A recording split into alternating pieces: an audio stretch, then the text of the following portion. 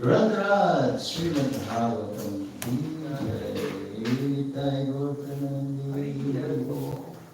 All glory is to the assembled devotees. All glory is to the assembled devotees.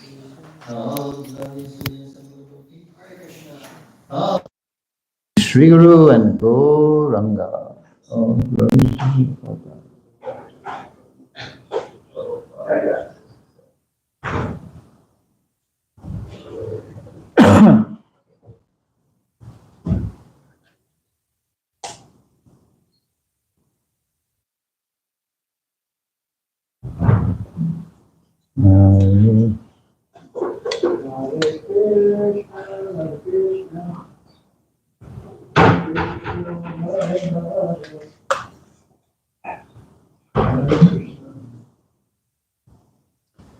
Om Namo Bhagavate Vasudevaya.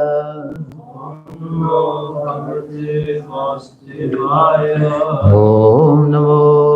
Bhagavate Vasudevaya.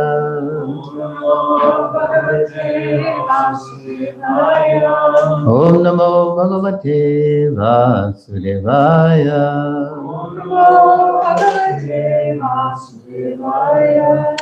Oh, my Lord, Sri Krishna, son of Vasudeva, all-pervading personality of Godhead, I offer my respectful obeisances unto you.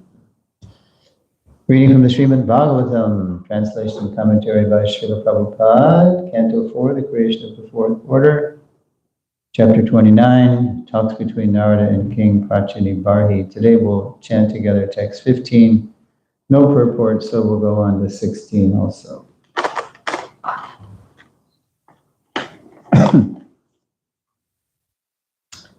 Vaishasang narakam payo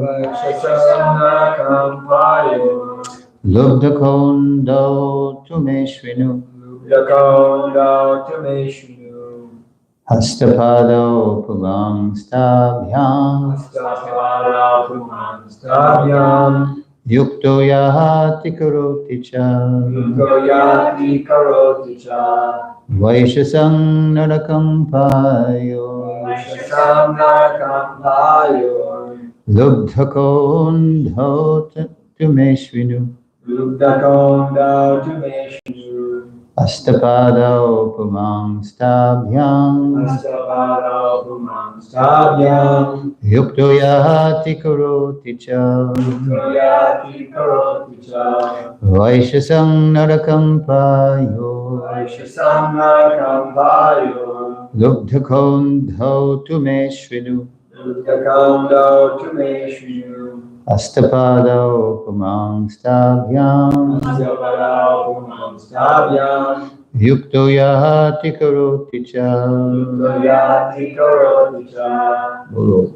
Vaishasam narakam payor Lubdhakam dao tumeshu Astapadao kumam Stabhyam Yukto yati karoti cha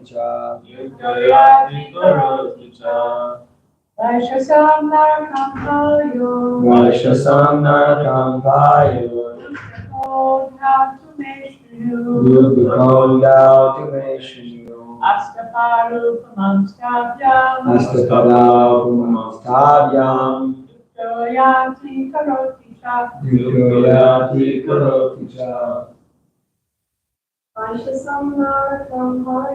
Vaishasam narakam payor Lubdhakam dao tumeshu Astapadao stabhyam Yuktoyati karoti cha. Word for word, Vaishasam. Name Vaishasa. Narakam. Hell. Ayoho. The working sense in the rectum. Lobdhakaha. named Lubdhaka, named Ludaka, very greedy, very great, Andhau, and thou blind, blind, to, who then, then may, may to me, me Shrinu, Shrinu listen, listen.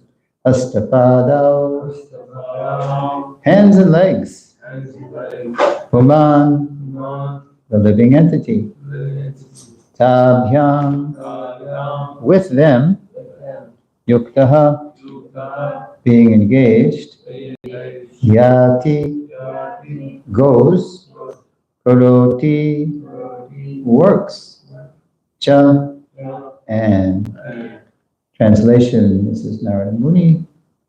When it is said that Puranjan goes to Vaishasa, it is meant that he goes to hell. He is accompanied by Lubdhaka, which is the working sense in the rectum.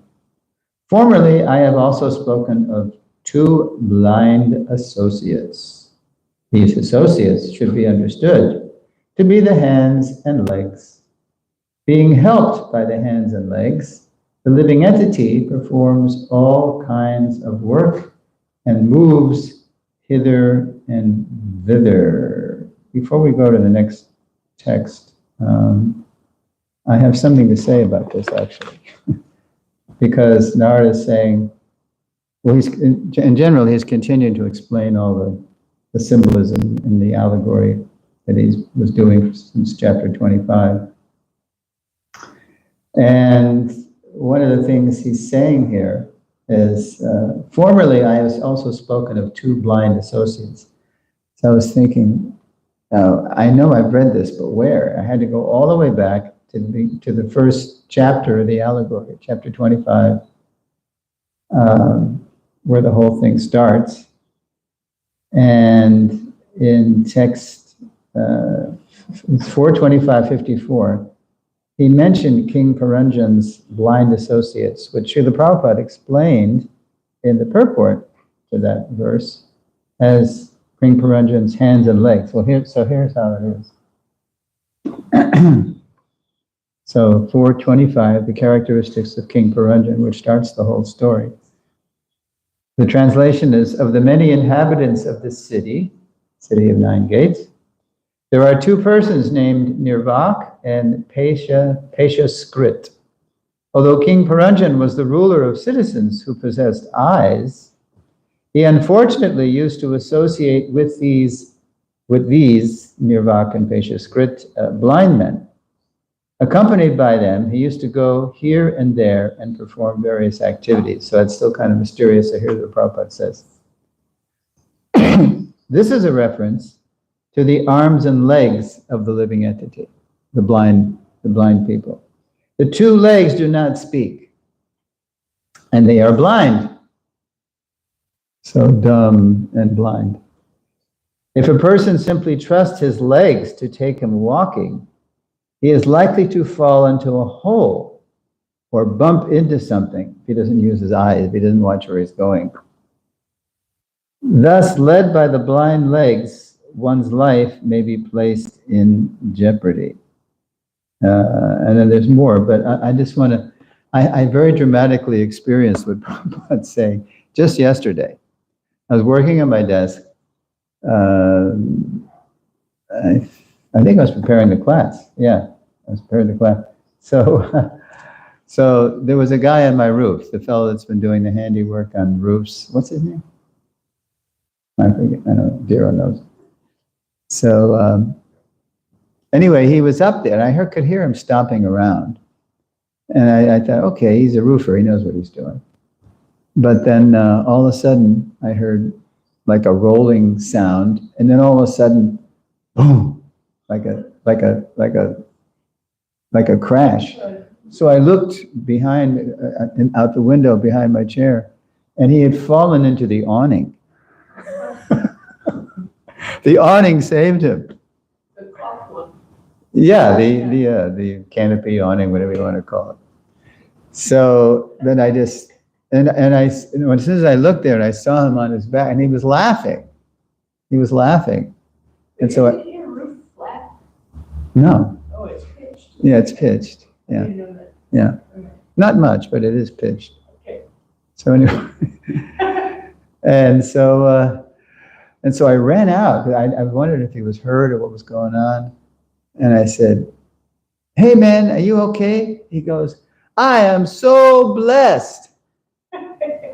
In other words, he was saying because of that awning that he would have died or something. He would have fallen on his head or neck or something, you know.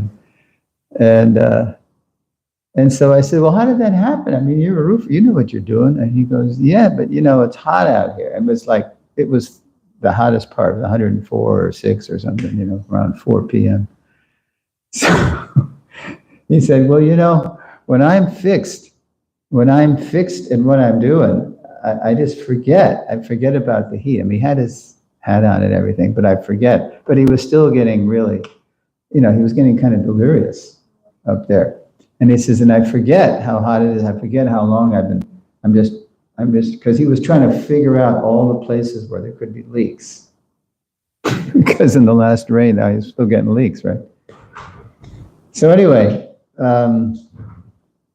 he said, I just forget. And I wasn't even looking where I was. I wasn't using it. He was just using his eyes just for the little, you know, he was just micro-focused. So he wasn't using his eyes to see how close he was to the edge. And he just fell off. Boom! Yeah.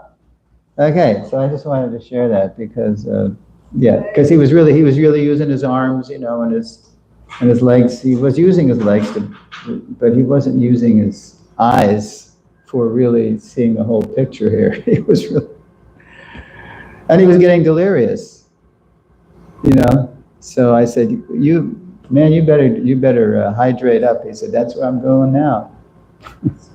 And he thinks he fixed all the leaks in this here too. Let's see if that's true. Thinks he. What they always say. Yeah, right. Right. Yeah. And he said, "I even found some wood from the fire you guys had." Something, you know, whatever. I don't know what he did.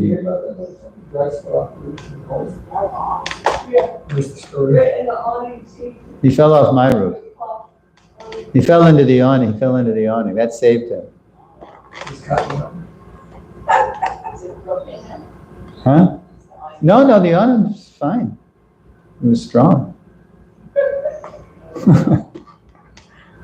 And then so I said, "Man, you're one lucky guy." He goes, "No, I'm not lucky, I'm blessed. It was the Lord saved me."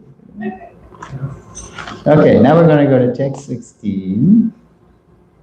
And, okay, I'll just do the translation. The word antapura refers to the heart. The word visuchina, meaning, quote, "going everywhere," indicates the mind. Sound familiar? Right? Within the mind, the living entity enjoys the effects of the modes of material nature. These effects sometimes cause illusion, sometimes satisfaction, and sometimes jubilation. Let's do a repeat on this. Please repeat. The word antapara refers to the heart. The word antapara refers to the heart. The word vishuna, meaning vishuchina, meaning going everywhere, indicates the mind. The word vishuchina, meaning going everywhere, indicates the mind. That along there? Yeah, you're right. Within the mind, the living entity enjoys the effects of the modes of material nature. Within the mind, the living entity enjoys the effects of the modes of material nature. And you'll see in the synonyms that Prabhupada, he translates that word. He doesn't say enjoys. What does he say? He says attains. Yeah, prapnoti. So enjoys means he experiences, but he's attains because it's no fun really. Yeah, enjoys the effects of the modes of it. These effects sometimes cause illusion. These effects sometimes cause illusion. Sometimes satisfaction. Sometimes satisfaction. And sometimes jubilation. Sometimes jubilation. Okay, that's an easy way to think of how the modes, the results of the modes in the mind. Purport: the mind and intelligence of the living entity in material existence are affected by the modes of material nature. And according to the association of the material modes, the mind is habituated to go here and there. The heart feels satisfaction, jubilation, or illusion according to the effects of the modes of material nature. Actually, the living entity in his material condition remains inert. Interesting sentence, we're going to revisit that later. Remains inert. It is the modes of material nature that act on the mind and heart. The results are enjoyed or suffered by the living entity. This is clearly stated in Bhagavad Gita 3:27, famous verse. Prakrite kriyamanani gunai karmani sarvashaha ahamkara vimudhatma kartaham iti manyate. Quote, the bewildered spirit soul, under the influence of the three modes of material nature, thinks himself the doer of activities that are in actuality carried out by nature. Srila Prabhupada ki jai. Om Ajnanatimanandasya Jnananjana Shalakaya Chakshurunmilitam Jena Tasmai Shri Gurave Namaha. I was born in the darkest ignorance, and my spiritual master is kindly opening my eyes with the torch of knowledge. I offer my respectful obeisances unto him. Okay, so we made some remarks about the translation of text 15. So text 16, Narada Muni explains the heart and the mind, quote, enjoying, or word for word says obtaining, the effects of nature's modes, producing. So what does ignorance produce? Illusion. Right, well, I'm just using the words here in the translation. And goodness, look at that. Sometimes satisfaction, right? And jubilation, yeah, passion. To connect these effects with the modes, we need to consult Gita 14, chapter 14, texts 11 through 13. So there's a whole chapter in the Gita, as you know, devoted to the modes. So, it's different verses about the effects of the modes, but this is very, right in a row. It sums up. Text 11. The manifestation of the mode of goodness can be experienced when all the gates of the body are illuminated by knowledge. Purport. There are 9 gates in the body: 2 eyes, 2 ears, 2 nostrils, the mouth, the genitals, and the anus. When every gate is illuminated by the symptoms of goodness, it should be understood that one has developed the mode of goodness. In the mode of goodness, one can see things in the right position. One can hear things in the right position. And one can taste things in the right position. One becomes cleansed inside and outside. In every gate, there is development of the symptoms of happiness. And that is a position of goodness. Okay, but this is still material. Okay, text 12. O chief of the Bharatas, when there is an increase in the mode of passion, the symptoms of great attachment, fruit of activity, intense endeavor, and uncontrollable desire and hankering develop. Purport. One of the mode of passion is never satisfied with the position he has already acquired. He hankers to increase his position. If he wants to construct a residential house, he tries his best to have a palatial house, as if he would be able to reside in that house eternally, right? And he develops a great hankering for sense gratification. There is no end to sense gratification. He always wants to remain with his family and in his house and to continue the process of sense gratification. There is no cessation of this. All these symptoms should be understood as characteristic of the mode of passion. And then finally, ignorance, text 13. When there is an increase in the mode of ignorance, O son of Kuru, darkness, inertia, madness, and illusion are manifested. Purport. When there is no illumination, knowledge is absent.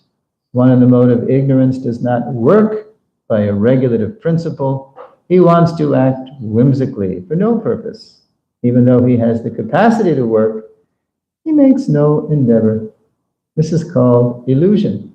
Although consciousness is going on, life is inactive. It's just very similar to Prabhupada's sentence about life being inert. Where is that? Actually, the living entity in this material condition remains inert. So Prabhupada says here, although consciousness is going on, life is inactive. These are the symptoms of one in the mode of ignorance. Okay, so that's connecting the effects to the modes. Yeah. Oh, okay, so here's where I get into it. So let's talk about that in its purport today to 16. Prabhupada mentions that actually the living entity in this material condition remains inert. It is the modes of material nature that act on the mind and heart. Yes, that's why Prabhupada ends today's purport with Krishna's famous verse about how we are conditioned. We conditioned souls are bewildered by the modes. We're not actually. As soon as we give our free will to Maya, we may think we're acting, but we're just acting according to the modes of nature. We're just her puppet. Her, like the painting with the marionettes, and the people dancing according to the different modes. Yeah. So those are actually carried out by nature. So how to make the mind transcendentally satisfied? Because this satisfaction that was talked about in the mode of goodness in the Gita, it's material. The manifestation of the mode, it's a material mode of nature goodness. So how to make it satisfied beyond the conditioned satisfaction of material goodness? And that's Bhagavatam, but we're going to look at a Gita verse. Krishna presents a purified mind in, I think you also know this, Gita 17:16. Purified mind. Okay, let's take a look at Gita 17:16. And satisfaction, simplicity, gravity, self-control, and purification of one's existence are the austerities of the mind. So when we actually control the mind through Krishna consciousness, that's called an austerity. This is how we are satisfied. Purport. To make the mind austere is to detach it from sense gratification. It should be so trained that it can be always thinking of doing good for others. That's really sweet. Because the mind, even in goodness, is always thinking in terms of how I can be happy. I can be happy. False me. False ego me. Whether it's always me-centered, even in goodness, passion, ignorance. It's all me. But when you talk about Krishna consciousness, doing good for others, so that's a good start, because then you start going beyond yourself. Like it says in Nectar Devotion, one's love expands like a ray of light expands. First of all, you have affection for your family members, then it extends to the community and then country, and you might become a humanitarian for the whole human society.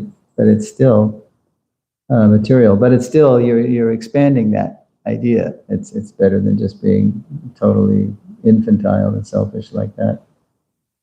One should not, the best training for the mind is gravity in thought. One should not deviate from Krishna consciousness and must always avoid sense gratification. To purify one's nature is to become Krishna conscious. Satisfaction of the mind can be obtained only by taking the mind away from thoughts of sense enjoyment. So Prabhupada keeps saying the same thing in different ways. So you can't really do that. And now Prabhupada knows that, so he's going to give us some hints of how to not just the negation of sense enjoyment, but something positive.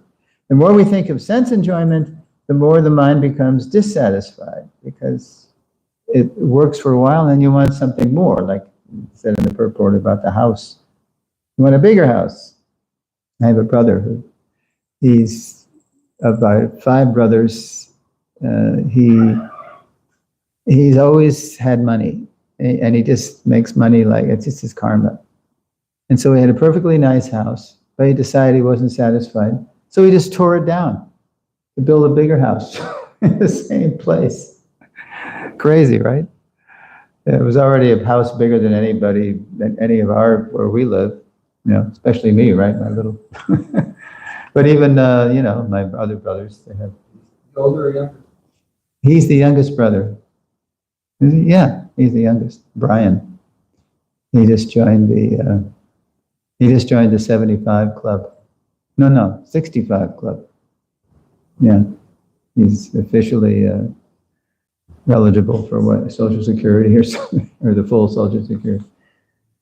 Okay, so yeah, pretty crazy. But he just did it because he was bored.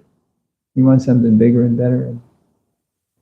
All right, the more the mind becomes dissatisfied. In the present age, we unnecessarily engage the mind in so many different ways for sense gratification. And so there is no possibility of the mind's becoming satisfied. That's what everybody's chasing, and it never works. The best course, now here it is, here's the famous line, the best course is to divert the mind to the Vedic literature, which is full of satisfying stories. And that's real stories, but they're true stories.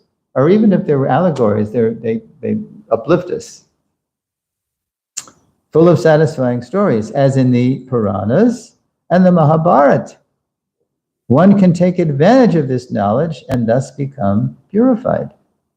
The mind should be devoid of duplicity, and one should think of the welfare of all. So when we absorb our minds in things that actually bring us closer to Krishna, then we become satisfied, because we're actually coming closer to all attractive Krishna.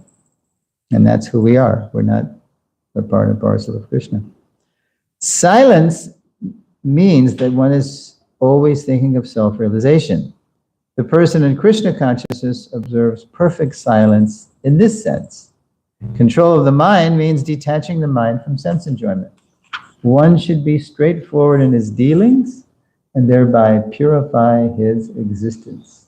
All these qualities together constitute austerity in mental activities. So austerity, it sounds like not a very attractive word, right? But this is, in Krishna consciousness, austerity just means connected to Krishna. So we're going to do the austerity soon of taking prasad, right? So that's our fun austerity. And in Lord Chaitanya, as we see by he's saying, school is out, no more austerities like in former ages, just have a party, chant Hare Krishna. And believe it or not, I think that's all I have. It's only 8:30, so what are we going to do? We're going to chant Hare Krishna, maybe. I have some questions. Yes, okay. So, before you do that, let me just make sure. Tell us how to achieve it in his purport. Yeah. Okay, take questions and comments. Just an observation I made that, and the verse quoted, Bhagavad Gita 3:27. Yeah. Prakriti Kriyamanani. Mhm. The translation in this is the same as the Gita 1972 edition. And then the Gita that is, that Gita there is, or your Gita that you're holding is going to have a living entity bewildered by false ego, thinks himself the doer of activities that are in actuality performed by the 3 modes of material nature. So let's see if there's a difference in meaning, right? That's the real. Well, ahankara is false ego, I think so.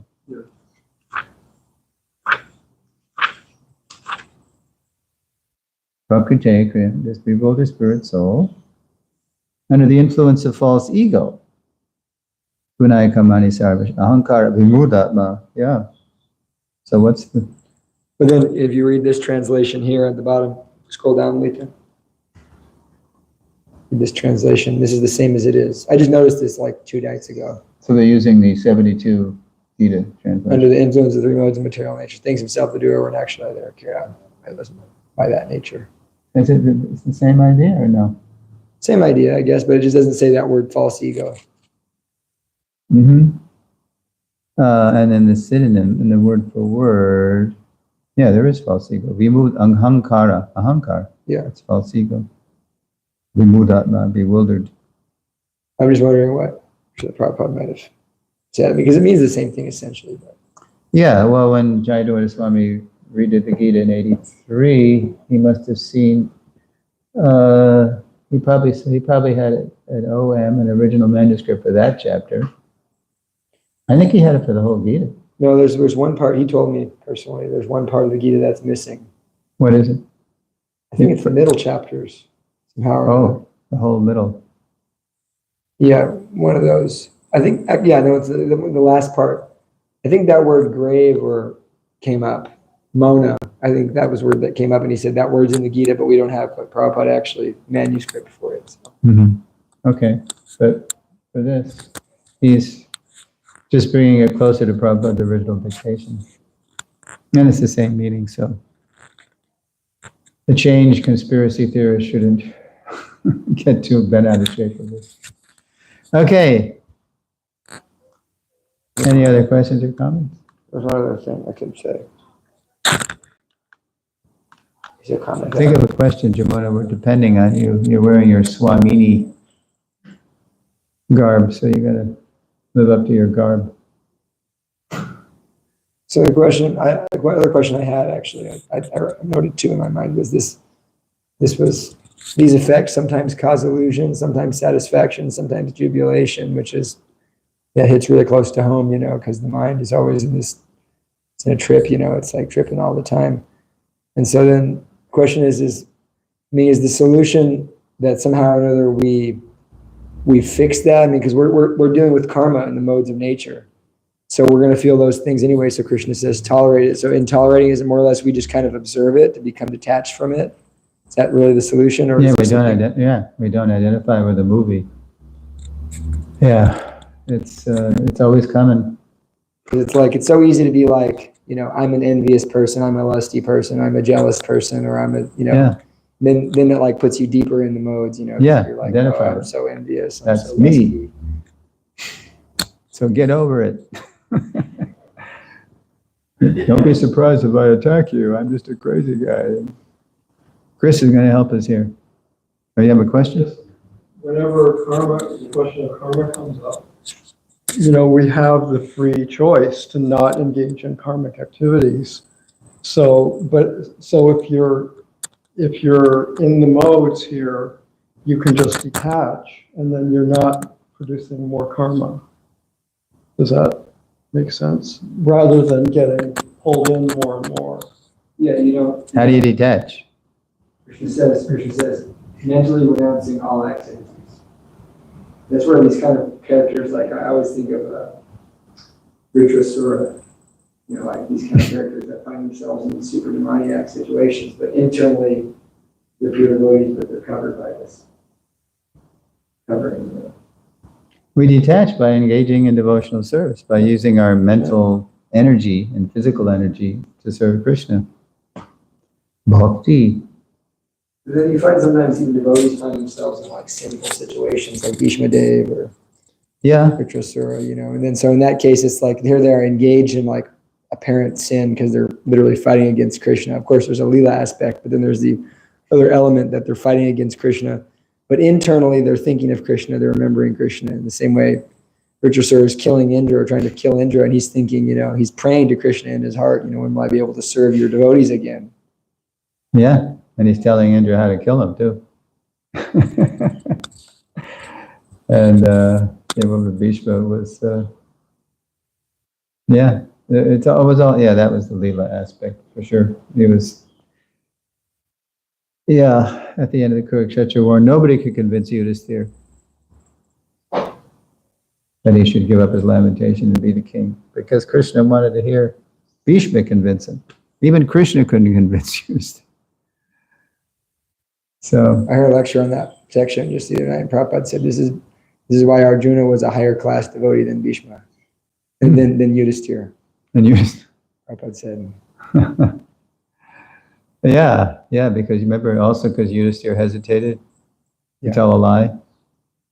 Because there was a tinge, it was a tinge of material goodness. I cannot tell a lie. Oh, then he had to have a vision of hell later as the karma. Okay. Oh, behind Lalita. Yeah, sorry. We're just in the modes of goodness, passion, and ignorance. And obviously, it's like we're always faced with that.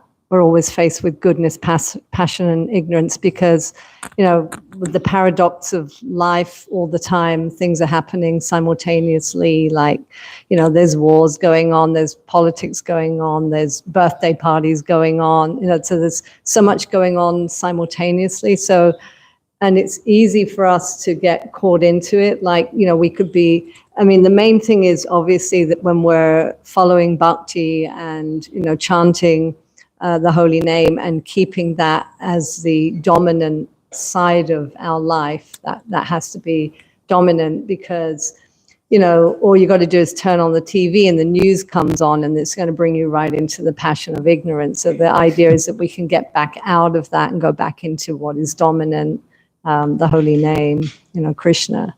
So, I find in general that if we get out of it, we've got our avenue to get back into it. And If we what? if we go into the news or something else that brings us into the lower modes, we can get back into being in the mode of goodness, but ultimately transcendentally connecting with Krishna through the holy name. Well, even when we watch the news, Huh?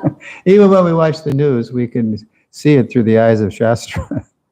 We can just see what's good, and we can see it, so we know what's going on. So when people bring things up, we know what it is, and then we can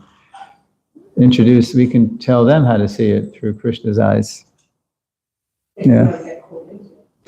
Yeah, well then, right.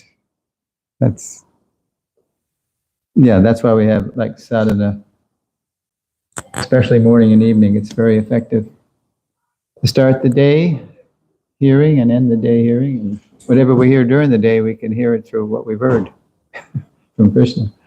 Yes. This is, like we hear about, we're talking about how devotional service attaches us, jnana yashu vairagyam gyanam chidahaitukam. I think in the beginning, that's such a tangible experience, I started chanting Hare Krishna and associating with the devotees, and I gave up intoxication, I gave up illicit sex, I gave up, I was already giving up meat eating, but gave up all that stuff, and you feel jubilant, and you feel like, wow, this is so wonderful. And then later on in devotional service, all of a sudden you seem like it's much harder in a sense, but you're not dealing with that really gross stuff anymore, but you're chanting more, you're reading more, more about Shastra, you're doing more service. Yet somehow or another, it seems like these subtle things, are very, very difficult to detach from. And sometimes it can make us question our faith, because we hear like that, the first symptom of sadhana bhakti is, shubhata and kleshagni. And then we're not necessarily experiencing that. Translate that. Shubhata meaning all auspiciousness. Yeah. And kleshagni meaning destruction of material miseries. Yeah, we don't the always draft board was no longer chasing me. We don't experience that always. So,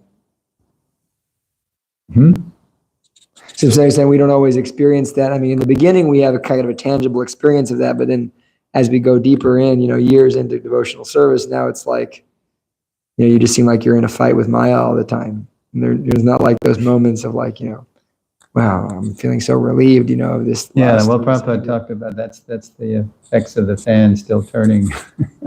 As long as we don't indulge in those things that we used to do, then at least we're not generating new karma. But the fan is still turning. Yeah.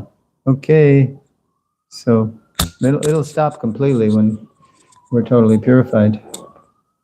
Yes, Chris? Is there any use in exposing ourselves to like watching the news? Like, No.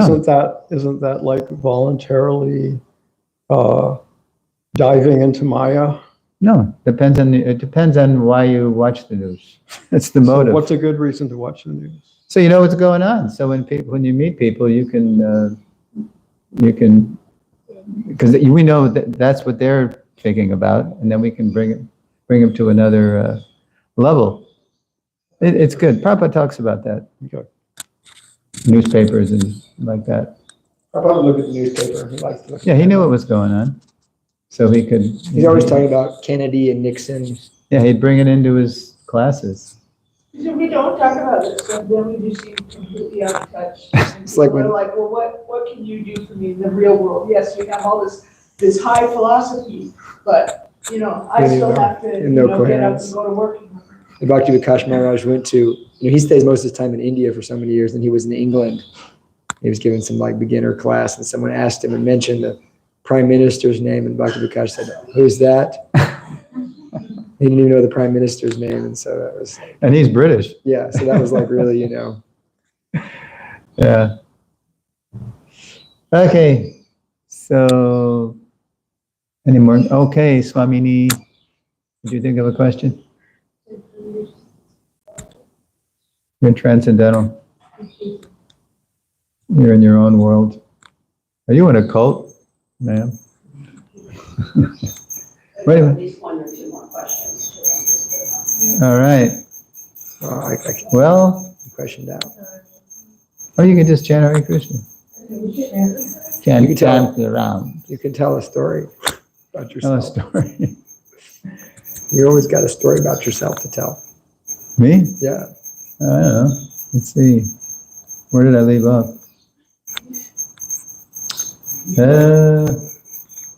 What was I just telling?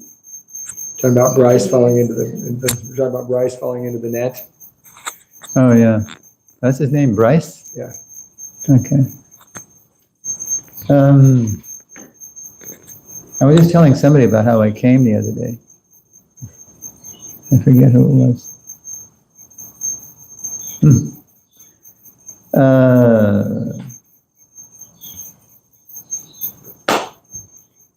We can chant Hare Krishna. Yeah, just chant Hare Krishna. Okay. Grantarashana Bhagavatam. Ki Jai. Then tomorrow will be 17. Oh, right. I could have gone ahead, but not. Jai Prabhupada.